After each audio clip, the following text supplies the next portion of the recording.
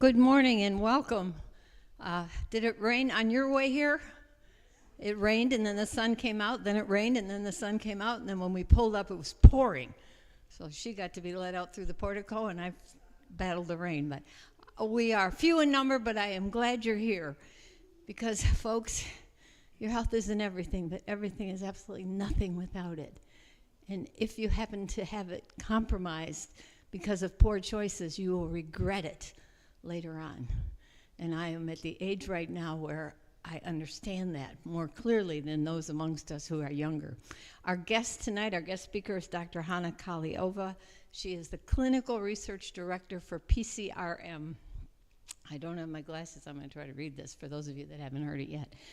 PCRM is the Physicians Committee for Responsible Medicine. It's a nonprofit organization out of Washington, D.C. Their efforts are dramatically changing the way doctors treat chronic disease. By putting prevention over pills, doctors are empowering their patients to take their own responsibility for their futures. The staff of physicians, dietitians, and scientists is working with policymakers in government, industry, the medical community, the media, and the public to create a better future for people in their health. That's a powerful organization, and we need a lot more of them. But PCRM is international and doing a wonderful work. Who is Dr. Kahleova? Dr. Kahleova is an endocrinologist, researcher, and author, and speaker who has spent the last 15 years researching the most effective ways to improve metabolism and reverse diabetes. Those are just a couple topics. Her professionalism and expertise covers the whole range of lifestyle medicine.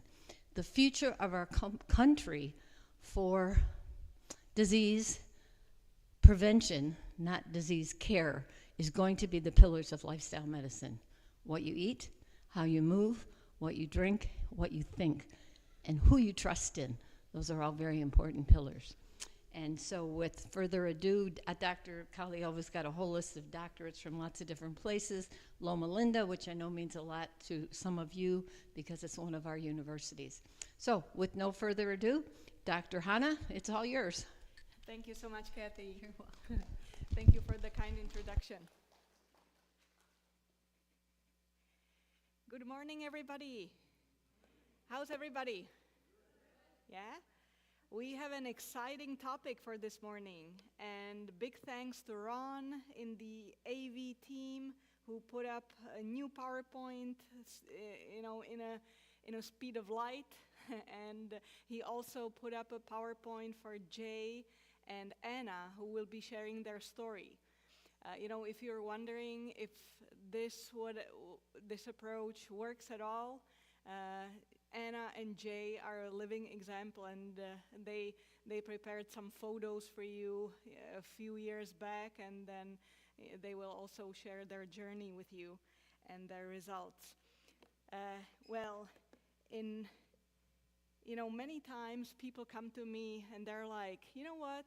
When I was in my 20s, I was able to eat anything I wanted without gaining weight. But now, a few decades later, I seem to be gaining weight from just breathing air. And that struggle is real for many people. Anyone can relate to that? Anyone experience something like this? Well, the truth is, excuses do not burn any calories. I wish they did, but they don't. So we better look at the science. Many people just look at, calories in, calories out, but this approach can do only so much for you. Eventually, you will need to step out and look at more evidence and, a little bit more mechanisms. So in this presentation, we will explore the topic of when to eat. Are there any better times of the day when to eat than others? How many meals a day should we eat? Is it good to snack, or is it better to eat larger meals throughout the day? Number 3, should we have any consistent times for our meals? Does it matter? And eventually, what should we eat? What fuel to put in the tank. So let's start with the first topic. When should we eat? Are there any better times of the day to eat our meals? Studies show that when you eat the same meal in the morning and in the evening, you will deposit 50% more fat after the evening meal from the same meal. So it's much better to eat in the morning or earlier in the day if you don't want to increase your fat mass.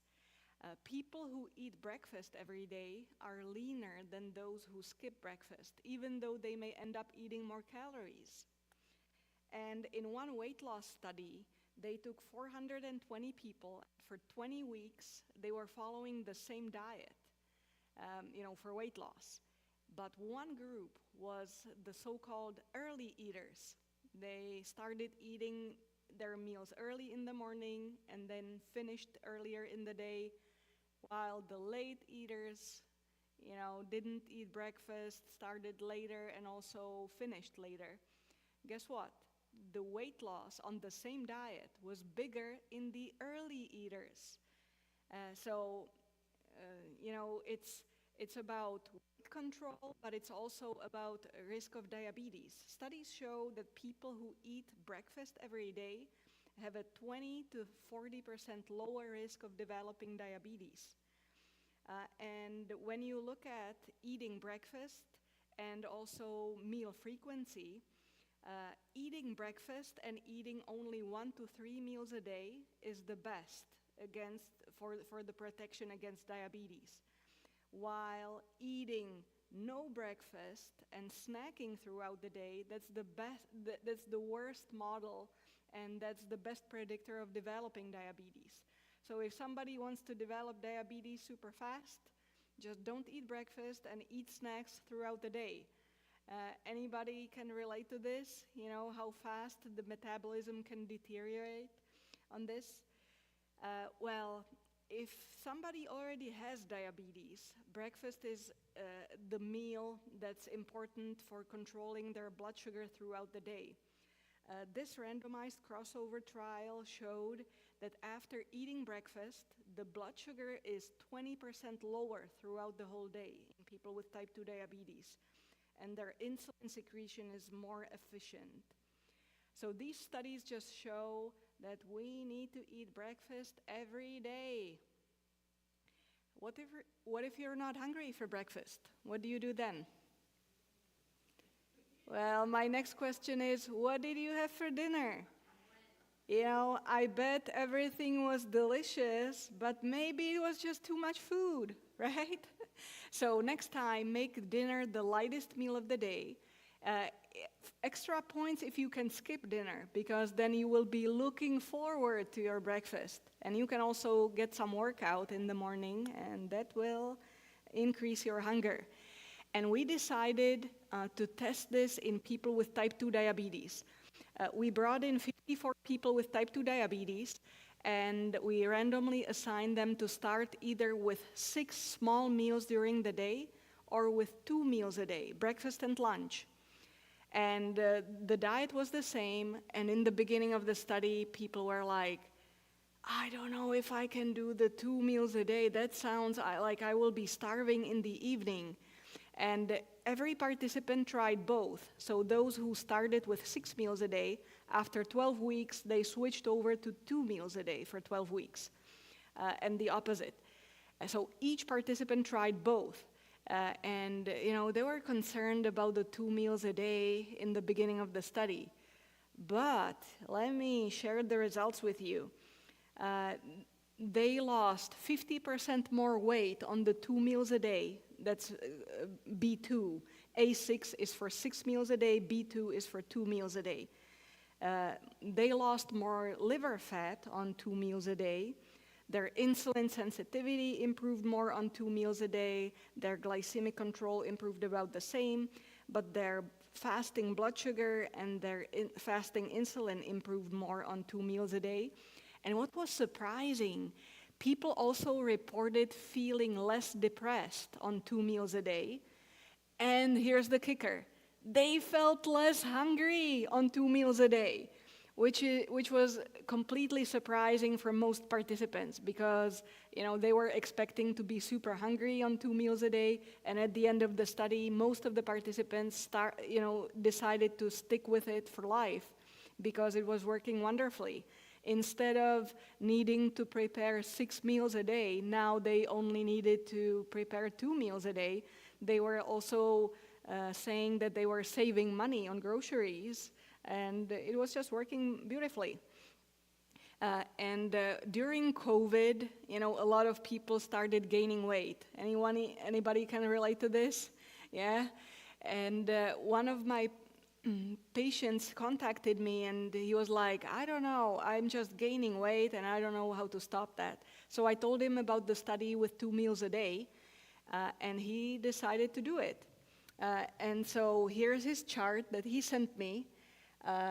He started, the weight is in kilograms, 118 kilograms, so to convert it into pounds, you would multiply it by 2, roughly. So it would be like 36 pounds, roughly, at the beginning. And in only 8 weeks, he lost 22 pounds by just eating 2 meals a day, breakfast and lunch, without changing what he ate. So it's a really effective approach. And by the way, before the world's oldest man died at 114, Walter Bruining also attributed his longevity to eating only 2 meals a day, working as long as he could, and always embracing change. Because this approach aligns our circadian rhythms. When you wake up in the morning and when you're exposed to the sun and when you're active throughout the day and when you eat all your meals earlier in the day and when you give your body the ability to recuperate and get some rest in the evening and overnight, that's the best you can do for your body. But you are probably now wondering, what, 2 meals a day? I heard that it's the best to snack throughout the day, right? And have many snacks throughout the day to keep my weight constant. Well, let's explore this because snacking has been suggested as a strategy for weight loss and also for keeping glycemic control stable in people with diabetes. But studies show the opposite. Studies show that when people eat more than 3 meals a day, this increases their energy intake and also increases the risk of obesity and type 2 diabetes. I don't know about you, but when you eat more frequently, I personally get more hungry and feel like eating more. And it's been shown that in the studies that have been published, it's been shown to be true. When you eat more frequently, you just stimulate your hunger more and your desire to eat, so you end up eating more. And in the health professionals follow-up study, those who ate more than 3 times a day had a 4 to 18% higher risk of developing diabetes compared with those who ate only 3 meals a day. And I personally find this topic fascinating. So I decided to go to one of the blue zones where people live the longest and are the healthiest on earth, to Loma Linda, California. And I analyzed the data from more than 50,000 participants in the Adventist Health Study too. And I looked at how many meals people were eating and how likely they were to gain weight over the 7-year follow-up period. And here are the results. Eating 3 meals a day was the reference group because, most people eat 3 meals a day. So breakfast, lunch, and dinner, we put 3 meals a day as a reference group. And look at this. People who were snacking, even 1 snack a day, eating 4 meals a day, was associated with weight gain. Those who ate 2 snacks or 3 snacks or more gained more weight. So the more meals per day people were eating, the more weight they gained. And there was a large group of people who ate only 2 meals a day, breakfast and lunch. and they were better off in their weight management compared with those who ate 3 meals a day. Now, breakfast was an important meal of the day. Those who ate breakfast, their body mass index, their body weight was lower compared with those who skipped breakfast. The timing of the largest meal was important. Eating breakfast as the largest meal was associated with a lower body mass index, a better weight control compared with eating lunch as the largest meal, and eating dinner as the largest meal was the worst. Which meal is your biggest meal? In our culture, which meal is usually the biggest one? It's usually dinner, right? So we just need to flip it. And we also looked at the length of night fast, having a break between the meals of 18 hours or more was the most beneficial, which brings us back to eating only 2 meals a day, breakfast and lunch, roughly 5 to 6 hours apart. Which means if you eat your breakfast, let's say at 7 plus 6, that would be 1 p.m. having lunch, and you would be done eating for the day. For those of you who haven't tried it yet, it may seem, like, wow, from 1 p.m. not eating anymore, it may feel overwhelming. So as a stepping stone, in the first few weeks or days, you can just add an apple in the late afternoon if you feel hungry, and then eventually you get rid of the apple and you eat only 2 meals a day. It's basically the ancient proverb, eat breakfast like a king, lunch like a prince, and dinner like a pauper. It's nothing new, but the modern science is really confirming this ancient proverb. Now let's move on to topic number 3. Do we need consistent times for our meals? And studies show that it's really beneficial to have some consistent times for your meals.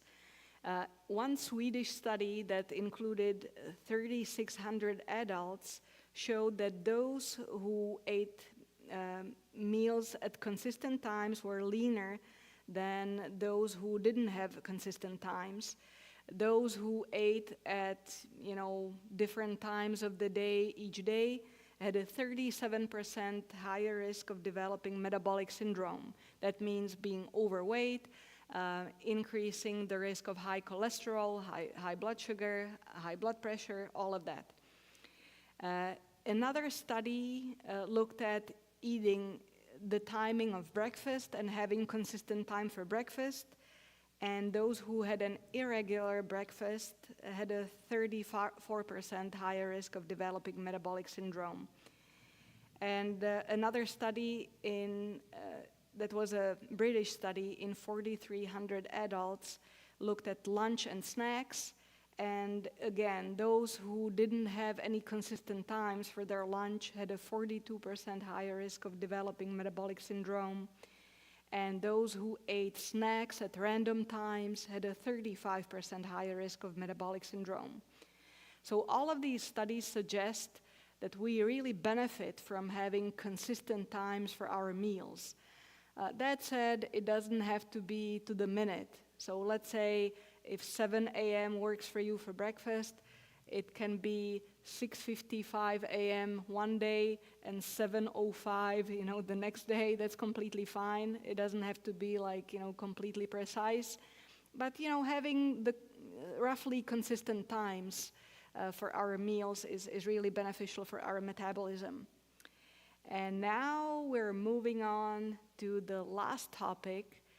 What should we eat when we want to boost our metabolism? And sometimes this feels like a jungle. It feels like there are so many voices, which, somebody says, watch your carbs. Another one says, olive oil is good for you. Just, eat a Mediterranean diet. And, there are just so many different opinions. So let's look at some of the comparisons, because some of the most popular diets are a keto diet for weight loss, a Mediterranean diet, and now you already, those of you who've attended one of my lectures, either on Friday or yesterday, I was telling you that the vegan diet is the best for weight loss. But how do we reconcile like these different approaches? How do they compare against each other? And we do have studies that compare these approaches against each other. So let me share the results with you. Let's start with the comparison between a keto diet, a super low carbohydrate diet, super high in fat, and a vegan diet. That's the opposite, high in carbohydrates, low in fat.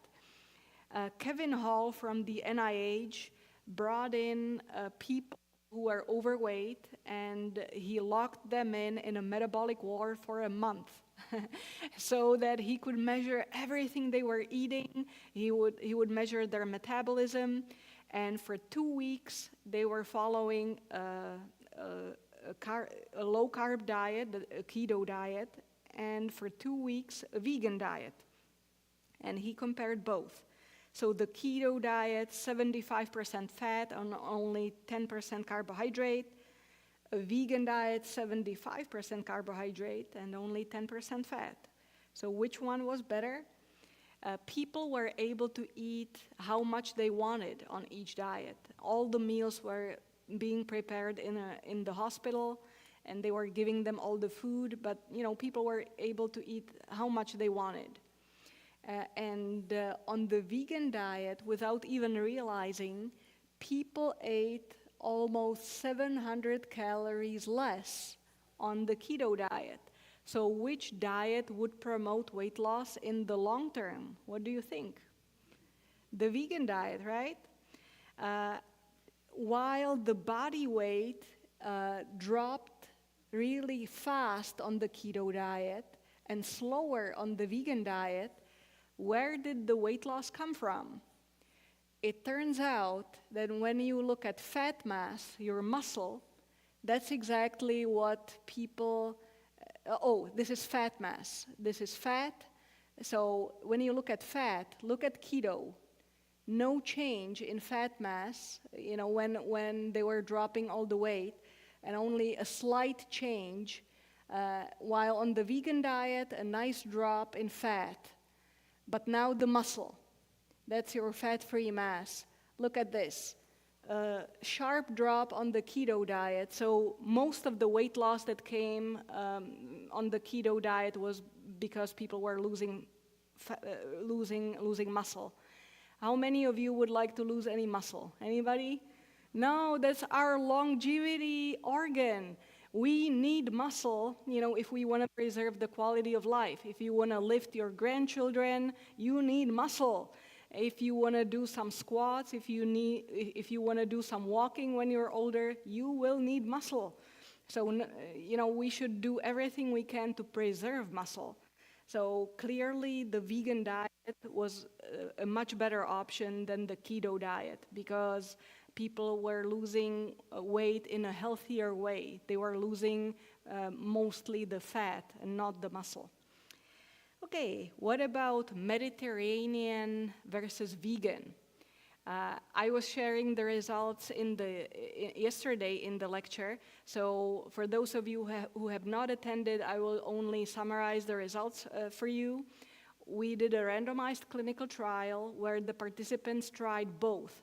For 16 weeks, they were doing a Mediterranean diet or a low-fat vegan diet, and then they switched for another 16 weeks to the opposite dietary intervention.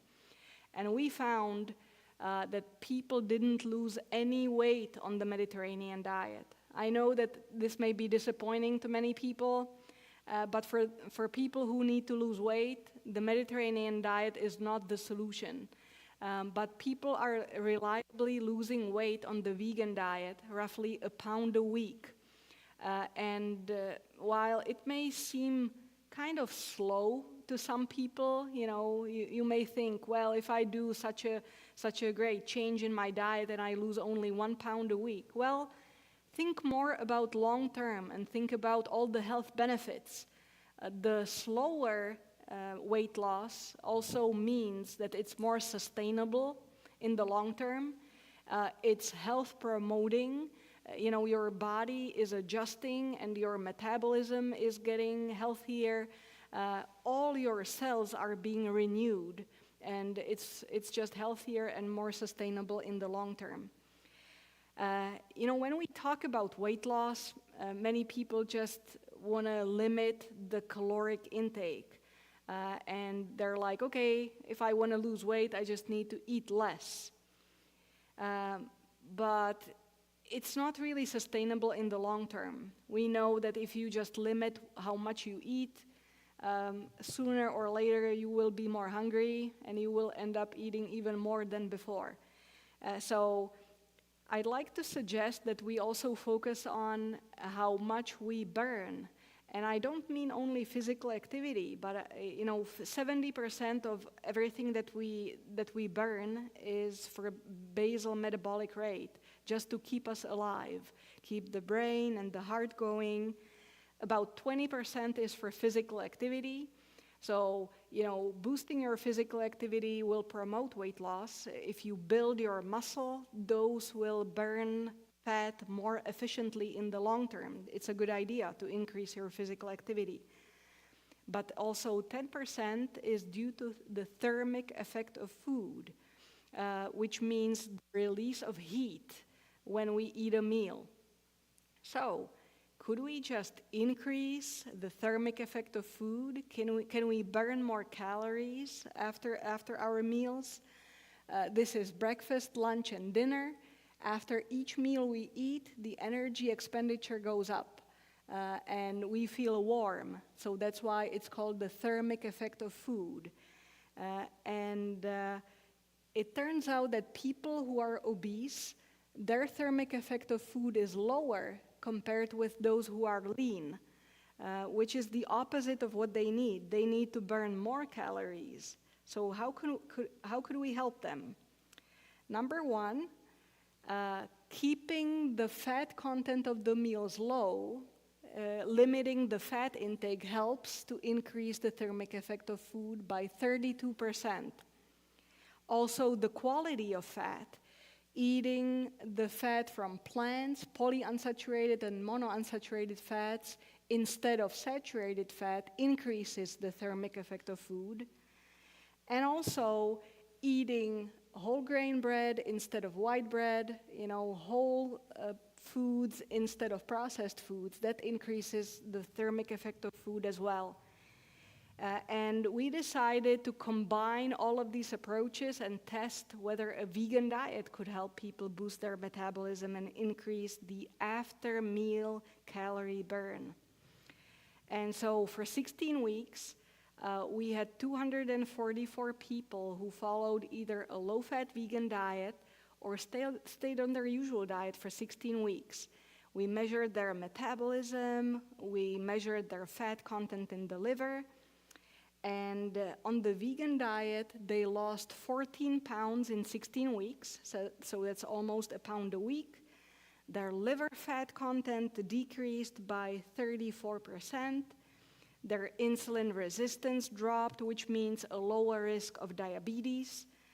Their thermic effect of food, no change in the control group, but a 14% increase on the vegan diet, which means now on the vegan diet, people were burning more calories after each meal they were eating. So the plant-based diet was able to boost their metabolism.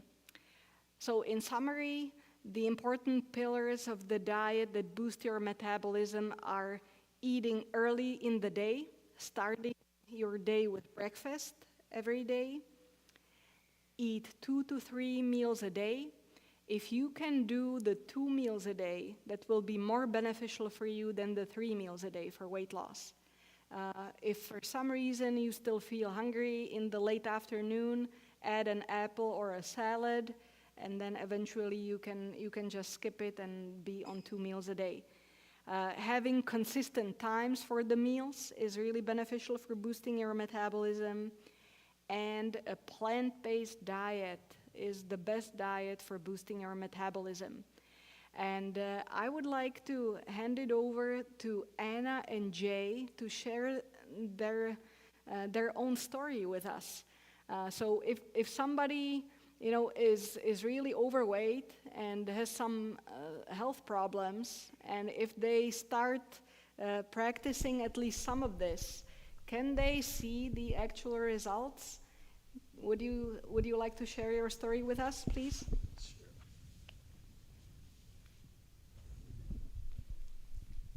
This is going to be a big step down from a professional speaker. So bear with us and be gentle. So I'll give you a little bit of our backstory. The people that you see here today are not the same people that we were 2 years ago. So we've been on a 2-year journey, and I call it our health journey. So my sister does exactly what Dr. Kahleova does. She's a lifestyle medicine physician, specializes in obesity medicine, and has studied reversal of diseases and prevention and all of that. I didn't know this. So part of our story is my dad is a physician. He's an oncologist, he's a general surgeon, and my sister is younger than me. So I have those two juxtapositions. We've been married for 33 years, so my dad obviously is a big part of our life. When we got married, my dad, before we got married, looked at him, looked at me, and said, it's not a matter of if, it's a matter of when you will be a diabetic. He said that to him. And he said, you have it in your genetics, your mom and dad have it, so you will get it. So what you have to do to prevent it is eat lean animal protein, low carbs, no sugar. This is how we started our marriage. Deathly afraid. I knew what it had done to his mother. I saw what it was doing to his father. And I lived absolutely petrified of losing him. But I didn't see myself. And in the process, we tried and tried and tried, and we just repeated. We did every diet that was out there. Keto, Weight Watchers, you name them, we've done it. The only one we didn't do was the Richard Simmons one. But I watched my mother do it. So we would exercise, we would cardio, we would go back in the cycle of dieting. It was constant feeling guilty, feeling horrific because the numbers would not change. We got to a low point in our life, and he will tell you about the statistics because he's my nerd. And so he's got the actual charts to show what it did to our body to improve us. So we lived that life and scared. When we finally got to our low point, I went to my sister, who's a physician. I thought she was a pediatrician. So she had started out her career as a pediatrician, but she has 2 masters, and she had done all of the research that I just talked about. I didn't know this because when you get together for family gatherings, I wasn't quizzing her about her career. I just thought she was a pediatrician. So I go to her in tears and I said, I can't do this anymore. He's going to die of a heart attack. I thought I was doing it for him. He's going to die of a heart attack.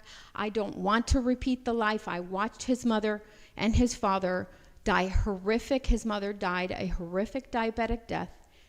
And his father, I can't even talk about that story, and I haven't even been able to since he passed, but it's something I wouldn't wish upon anybody.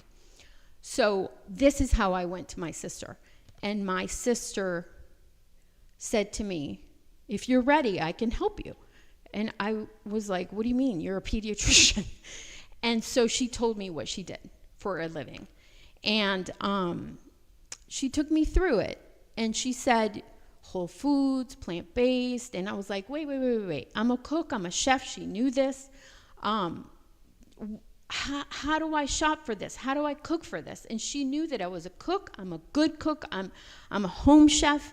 I know how to put recipes together. I don't use books.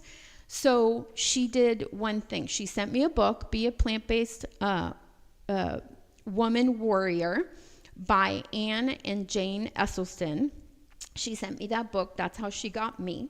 She said, watch the movie Forks Over Knives or What the Health on Netflix.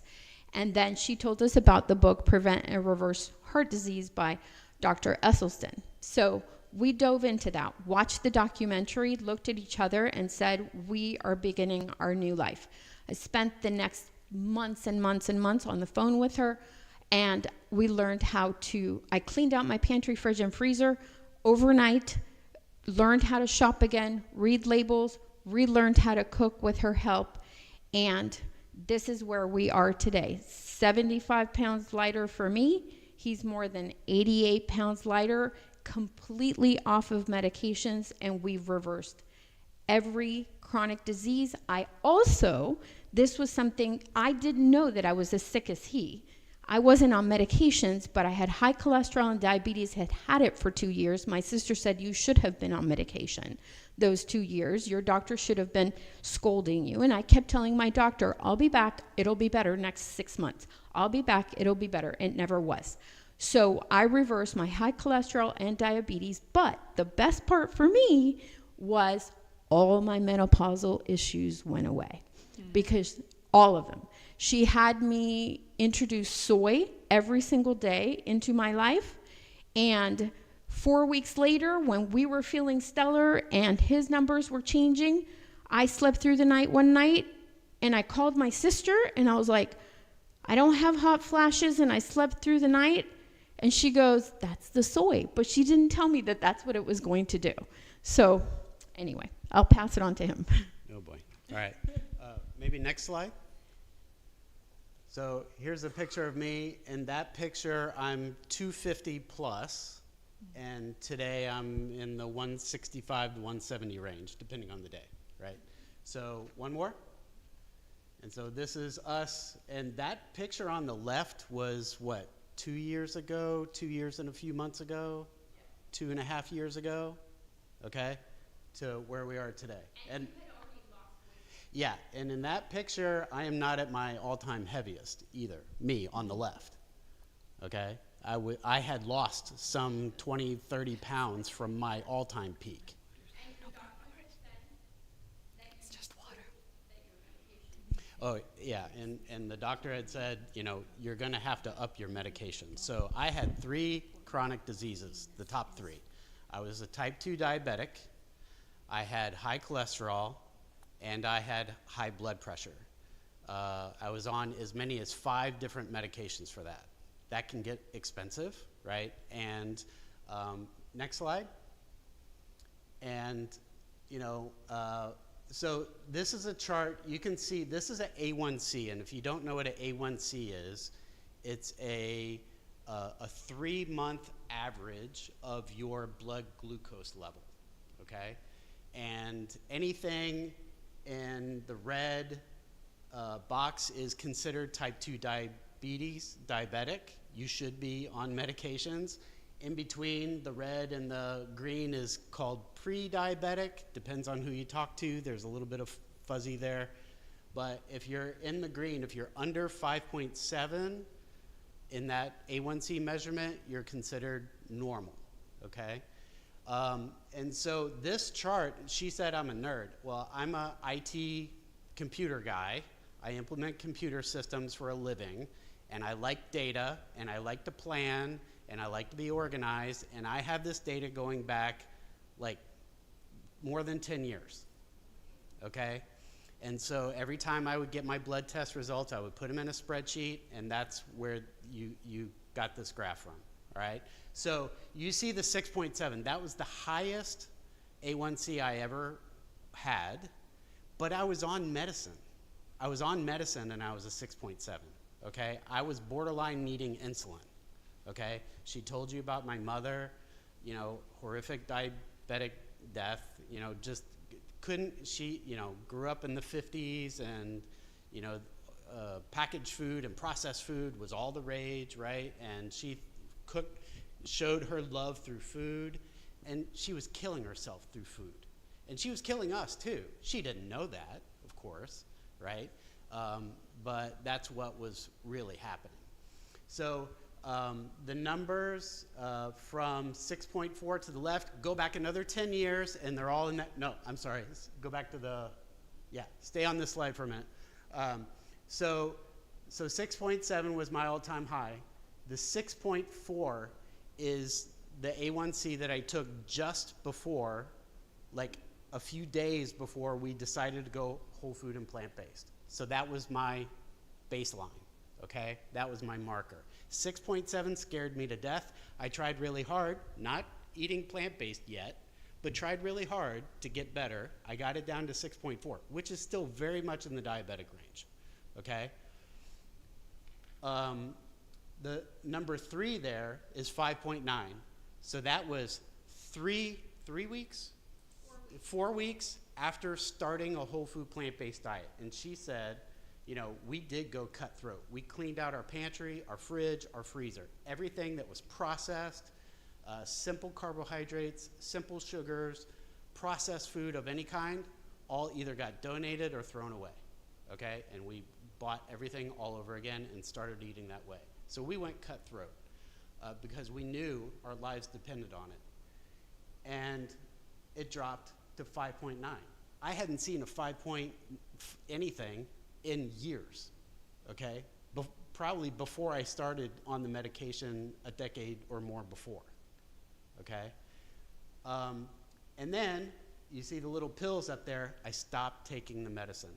I talked to my doctor, I talked to her sister. Wait, was our doctor supportive? Our doctor was not supportive. She said, you can try it, I don't know how it's gonna work. Her sister said, let's do it and see how your body does, okay?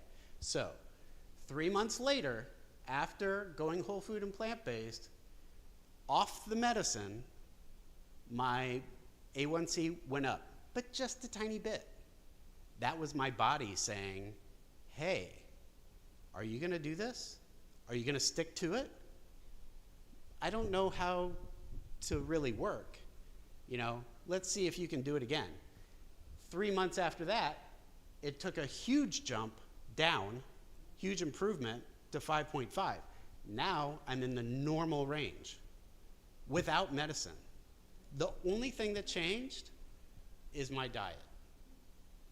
Maybe I exercised a little bit more, but not anything crazy. We actually exercise different. Yeah, that's true. But we weren't like gym rats. We weren't running marathons. None of that crazy stuff, okay? And you can see in the periods after that, it's just going down and down and down. And now I'm firmly in the low end of the normal range. Amen. Without medicine. Amen. All right? So, that is proof. And when I saw that first drop from 6.4 to 5.9, I was convinced. I'm a data guy, computer guy. There's so much noise out in social media and, from seemingly reliable sources that it's hard to know what to believe. But when you hear studies like Dr. Kahleova referenced, that's hard data. That's hard facts, okay? And so you got to be careful who you listen to, but that data right there proved it to me. Okay, next slide. So this is total cholesterol. So cholesterol is a big indicator of heart disease. The higher your cholesterol is, the higher likelihood you have for heart disease, which means blockages, which cause heart attacks, bypasses, all those kind of things. Yeah, stents in some cases. And so again, same story as with the A1C. Back decades, my cholesterol was above 150 on medicine, as many as 2 different medicines for this one, okay? But it was in that above 150 to 200 range on medicine, okay? But now, and actually I put that little pill in the wrong place. It should be on the other side of the 166, all right? So I got it down to 148 on medicine. I went whole food plant-based. My body did the same thing. It said, are you sure you're gonna stick with this? Are you sure that we're gonna do this? And so after going whole food and plant-based, the numbers went up a little bit. But her sister said, don't worry, let's give it time. Let's let your body heal. You've damaged your body for 54 years, okay? Your body is now trying to figure out how to heal itself. And so it went up a little bit, but look at the next result, 95. Whoops, sorry, stay there. 95. So I almost cut it in half. No medicine, only whole food and plant-based. And then it's even gotten better since then. That's a 50% improvement. And that's total cholesterol, okay? Some of these numbers, Dr. K, you know that, LDL is like the bad cholesterol, right? That number is usually roughly half of what your total is. So my LDL is like in the 40s. And so those are stellar numbers. That means, I am no longer really at risk from my diet of having heart disease, okay? And just as now you can go to the next slide. And this is the last one. 2 weeks ago, the day before I turned 56, I climbed a mountain with my son. That's a 14,000-foot mountain in Colorado called Mount Sneffels. And I was able to climb that with no issues whatsoever. If I had tried that 2 years ago, I would be a statistic. I would have been helicoptered out of there on a stretcher, and I would not have been here today. I would have died, I'm certain of it. But my body is healed. And, we're not standing here to pat ourselves on the back or ask for kudos or any of that. We just want to try to inspire just one person. Amen.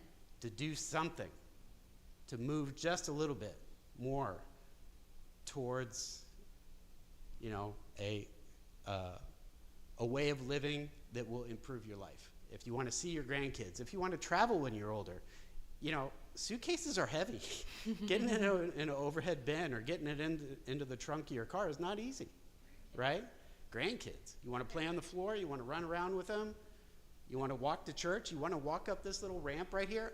My parents could not have walked up this ramp right here. This tiny little ramp. What's the elevation here? 3 feet? 4 feet from here to the door back there? They would have struggled with that. I just climbed a mountain and had no issues whatsoever. But were you that athlete before? Oh, no, not at all. Never really been an athlete. So yeah, when I was a kid, I played kickball and baseball and all the balls, right? But sorry, the crowd is close here. Oh, sorry. Yeah. So definitely not an athlete, and this was mostly walking, a little bit climbing. But, at altitude, I was training for this here in Florida. So I was walking on a treadmill, on it, inclining it up, and I was wearing a weighted vest to simulate like a backpack, right? And I was doing the Stairmaster and stuff, but I didn't know how I would perform at altitude. I live at 7 feet above sea level at my house in Cape Coral, right? So simulating altitude is tough, but I went there. And because my body has pretty much healed itself, is it perfect? No. Do I have a ways to go? Yes. I'm still improving. We're still on our journey. Yeah, that's one big thing. She talked about the usage of how your body reacts when it's resting and refueling. Well, when you have more muscle in your body burns more calories. Right? And so the same amount of calories get used differently. They get used as fuel for your muscles and your brain and just keeping you alive, beating your heart. And so we started doing, and especially when I was training for this, I was working on leg muscles and chest muscles and back muscles and, strengthening my knees and those kind of things, doing some weights. And I think that really made a huge difference and improvement, and it's just kept going. Did that get to your point? He looks like an athlete or sounds like one saying this, but for me, I feel like more of a normal person. I was never the one that lifted weights or anything. We just did cardio. We thought we were supposed to do cardio. You hear cardio for your heart. We still do. But we do about 30 minutes of cardio. Then we now switch it to weights. And I started with 2-pound weights. I couldn't even do 2-pound weights. It would leave me sweating and exhausted. And then I slowly moved from 2 pounds to 3 pounds to 5 pounds. And now I'm up to 10 pounds. So we have noticed a huge difference in how our body has shaped with doing the weights and his blood glucose. When he does weights, not just the cardio, and not heavy weights. We're not talking go crazy here. We're talking 2 to 3 times a week is what we do. We're trying to aim for more. It makes a huge difference in his glucose numbers. He's still my guinea pig because I cook and I want to make sure that what I'm cooking, he's ingesting correctly. So he takes his blood glucose even though he has normal numbers, and we keep doing the chart. And so whenever I want to test a recipe out, he pricks himself, and he does it every day anyway. But I use that marker. So we know factually that the food gets affected by us lifting even light weights. And I'll just say, I do, because I was type 2 diabetic, I was taking a finger prick, a blood sample every day, okay? And I still do that. Because I want to know how the prior day's activities affect me. I try to take it when I wake up every morning. So we know if yeah, we're still scared a little bit, right? We know that if I eat, out at a restaurant, my numbers are going to go up. If I go on a vacation or something and we eat out several times, I know it's going to be up, and it's going to stay up for like a week. But the carbs are ingrained in your Right. brain, so you're scared still. Right. Sometimes I cook and I'm scared that I'm doing it wrong. Right. Because we're scared still. So we can see the effects on my morning glucose of what we do, and exercise, and the food, and the amount of oil in it, the amount of sodium in that meal that we had, meals that we had the day before, all affect that. So that's why these studies are so important, is because the blood work doesn't lie. It can't, right? It's the blood work. It's how your body is performing. Yes. I really appreciate you sharing the story with us. I really liked how you tackled not only diabetes, but also the cholesterol. Maybe some people don't have diabetes and are wondering, how does it affect my health? Well, if you only have an elevated cholesterol and that's your only problem, that's still a major risk for heart disease. If you have a few extra pounds, you know how it feels when you're leaner. It just makes a huge difference just to lose a little bit, of those extra pounds. But somebody may be wondering, Anna, you're a chef, you're a cook. It's easy for you. What about somebody who, doesn't really have the time to cook? What would you tell them? Are there any resources for somebody who doesn't like to cook, don't want to spend any time in the kitchen? What I always tell everybody, I used to spend every single day in the kitchen. I cooked every single meal from scratch. So even when I was working or we had a child or whatever, I would still cook. Sometimes you bring out the leftovers, but most of the time I was cooking dinner. This has given me the freedom to live and not be in the kitchen all the time, because what I do is I food prep.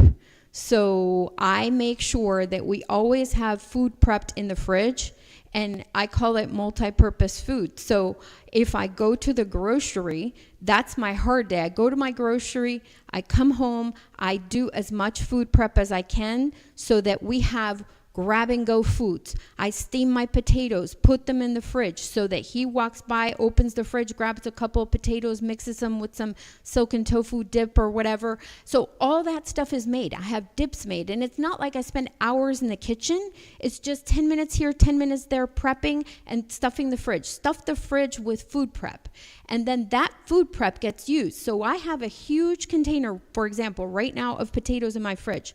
Those potatoes can become air fried potatoes. I can slice them up into chips. I can mash them. I can use my whole potatoes that are steamed in there into a baked potato instead of baking it the day that I'm going to eat it. Also, when you cool it and put it in the fridge, your body, I don't know the scientifics of it, but the body handles it better. The glucose handles it better.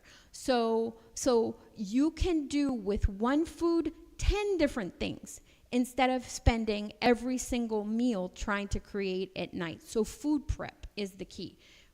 Going to the grocery store, you can have the frozen, so I can have those same potatoes be fresh in the fridge, raw on the counter, fresh in the fridge, some of them frozen, same thing with the beans. Make large batches of beans, some in the fridge, some in the freezer, and my other key thing is don't flavor stuff until you're ready to eat it. What if I want Mexican today and I want it to be Thai tomorrow? What if I want it to be barbecue? Same beans that I used, I'm going to do Mexican one day, I'm going to do barbecue another, and I'm going to do that way.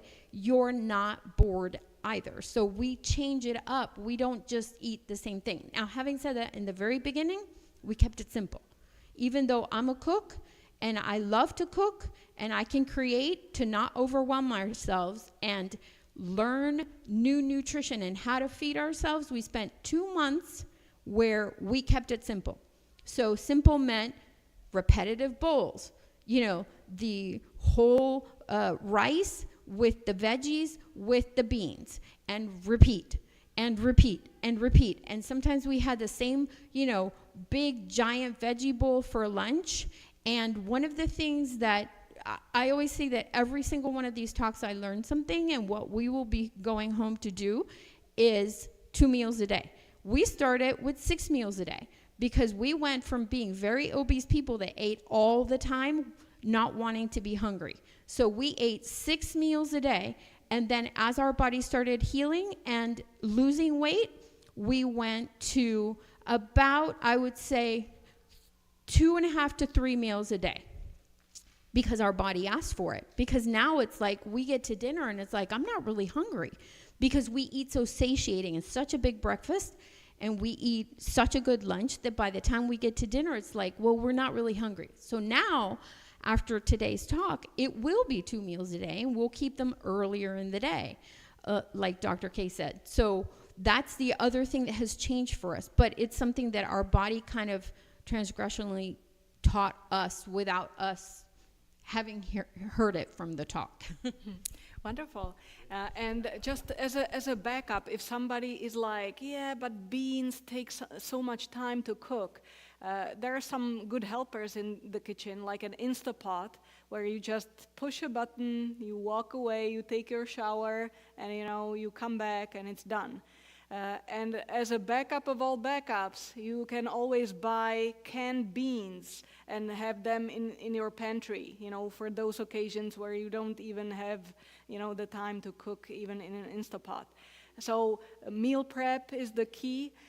For somebody who is not experienced at all with plant-based eating, I can recommend a 21-day vegan kickstart, which is on our website, pcrm.org. If you just Google 21-day vegan kickstart, it'll give you some ideas, what to eat. There are so many cookbooks. Is there anything else, Kathy, that you would recommend for somebody who's just starting off, who doesn't know what to cook?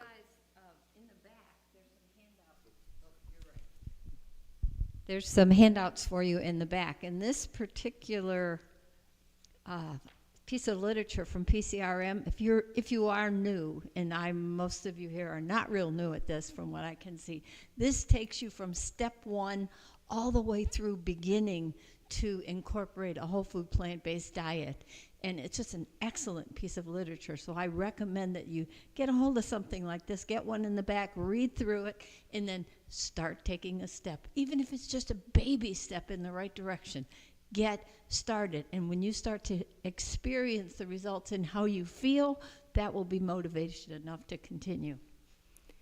Excellent. Let's open it up for questions. Anybody wants to ask any questions? Can I share something else since I have the microphone? I remember Many years ago, back when I was visiting at UT Pine, some of you know where that is, I was living with the Thrashes, and they were very strict 2 meals a day, about 6:30, 7 o'clock in the morning, and about 1:30 in the afternoon. And I was in their home eating their food, did not have the option to go in the kitchen and get what I wanted when I wanted, plus I wouldn't because they would see me.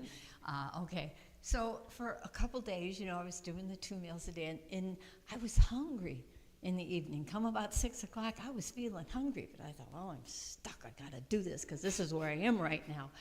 And the third day, I was invited to go to someone else who lived there who was a friend of mine, and they were having a birthday party or something, and they were going to have popcorn and banana ice cream, very healthy third meal, And I thought, oh, good, now I'm going to get something to eat at the third meal. I wasn't hungry.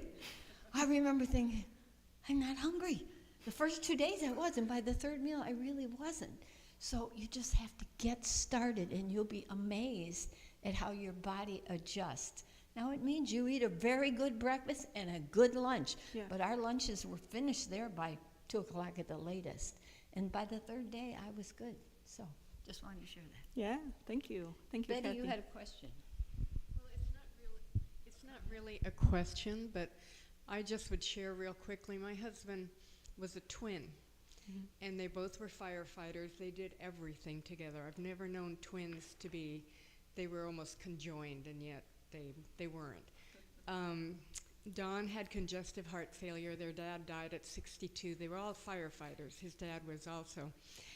His dad died at 62. So Don ended up with congestive heart failure quite young. And so we went the traditional way. We hadn't ever thought about being vegan. As a matter of fact, at that time in high school, I weighed 218 pounds. We moved here, and Don was in the hospital more than he was at home. He was on many medications. He had a pacemaker with a defibrillator, but he still was in the hospital all the time. My friend Heather Parker, she used to work at the Wellness Center, suggested I take one of Kathy's classes at the Wellness Center, Food for Life. I took the class, I came home, and it was the first time I had any kind of hope that Don would live beyond a few years. And I talked him into giving me 3 weeks, because that's how long it takes for your palate to change. He was a hunter. He liked his meat. He was very much against it, but he said, I'll give you 3 weeks. By the 10th day, he said, I'm going to do this. I feel my arthritis is better. Long story short, that was almost, that was 12 years ago, 13 years ago. But Don had congestive heart failure almost 25 years. The turnaround was us becoming plant-based. And it became a lifestyle, not a diet. We did the same thing. I threw everything out in the cupboard or gave it away, everything in the freezer. And in the beginning, I'm not a cook. I don't like to cook. And all we did was we had salads coming out of our ears and quinoa. Those were the only things I knew how to do. And by going to classes, I learned more in the CHIP cookbook.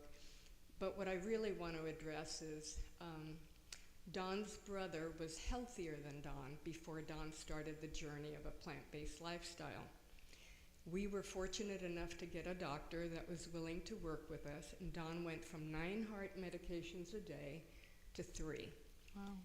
He lived to be almost 81, 2 months shy of 81. We tried so hard to get Ron, his brother, to get on board. He would not, no, it's too much work. And a lot of it, I think, was his wife. You have to both be in it. It's very difficult for just one person to do it. My hat is off to anyone that can. We sent Ron books, tapes. We talked to him. And the fact that they were twins that shared almost identical DNA, and Don was so successful. Ron just wouldn't do it. Ron died 5 years before Don did, and he at the time was on 18 medications. And when people asked me what Ron died of, I said, medications. I truly believed he had so many medications, they killed him. Don died this last March. He had congestive heart failure almost 25 years. He had prostate cancer. He did very well. And then a liver cancer just came out of nowhere. He was a firefighter 33 years, and I'm convinced that it was all the chemicals, all the things that he handled and breathed in, that it just, they didn't even know he had it. It was one of those cancers that just, a week before he died, he was driving, doing errands for me, and he died within a week. And as much as it was a shock and it was hard, I'm so grateful to God that Don didn't suffer. He lived a life well lived, and Kathy can tell you, Carol can tell you what a wonderful human being he was. And I thank Kathy, because she was the second step in Don's and my journey, and it gave me my Don for so much longer. And it works. You just have to work it. You have to put in the work. But after a while, it's not work. It's just a part of your life. And just this one quick little thing. In the beginning, people acted like Don and I had become Martians. And I'm going, no, all I'm doing is eliminating a few things from the way I eat. I'm still me. It's still me. I'm just getting smaller. I'm not, I haven't grown antennas. I don't speak a different language. But people, it's really weird the way some people react to it. Anyway. Thank you. Thank you for sharing your story. We appreciate it. Any other comments or questions? Well, it looks like it's time for drawing. Kathy, did you have a question? I was wondering, I read somewhere that the thyroid can affect your osteoporosis. Can you explain simply how that works at all? How the thyroid is interconnected with that? Absolutely. So the thyroid is deciding how much energy you have. You don't want your thyroid to be overactive, and you don't want it to be underactive. And studies show that vegans have a 50% lower risk of either condition compared with non-vegetarians. So a vegan diet seems to be, protecting your thyroid health as well. It does affect your bones and the turnover. For example, if your thyroid is overactive, that will exhaust your bones, because now it will stimulate, the breakdown of the bones. The healthy bones need to have a real good balance for the renewal of the bone, the breakdown of the old bone and the buildup of the new bone. They have to be well balanced. If your thyroid is overactive, it may speed up the breakdown of the old bone, but that causes imbalance. So this is how the thyroid may affect your bones. But for most people, bone health is more about exercise than it is about diet. I know that you've probably heard you need to eat enough calcium and vitamin D, which is true, but you can get all of it on a vegan diet. Just focus on the leafy greens and the beans. You will get enough calcium. With vitamin D, you have so much sunshine here in Florida, so if you're spending some time outdoors, you will probably not need to worry about it. But it's a good idea as we age to also measure your levels. In the winter time, especially those with a darker skin may have lower levels of vitamin D, so it's a good idea to keep your vitamin D up. But more important than calcium and vitamin D combined is exercise. Just walking, will support your bones. Resistance training, building up some muscles, even if you start off with super light weights, like Anna mentioned, it still is really good for your bones. So any exercise you do, especially the ones that are like, a little bit putting some resistance and putting some weight. Quit being lazy. That's really excellent for your bones. And we all need that as we age. Someone asked me, do you have any recommendations as you're losing weight, how to reduce the sagging skin? That's a big one. That's an excellent question. And you know, it's funny. Sometimes people fear this side effect, and so that makes them hesitant to lose weight. But there are a few people who lost their weight fairly quickly, and there was some sagging skin. But as the time continued, even without surgery, the skin just adjusted. You know, so give it time. Don't worry about it too much. Some people may opt for plastic surgery eventually, but in many cases, you know, the elasticity of the skin will just make it fit again. Any other questions?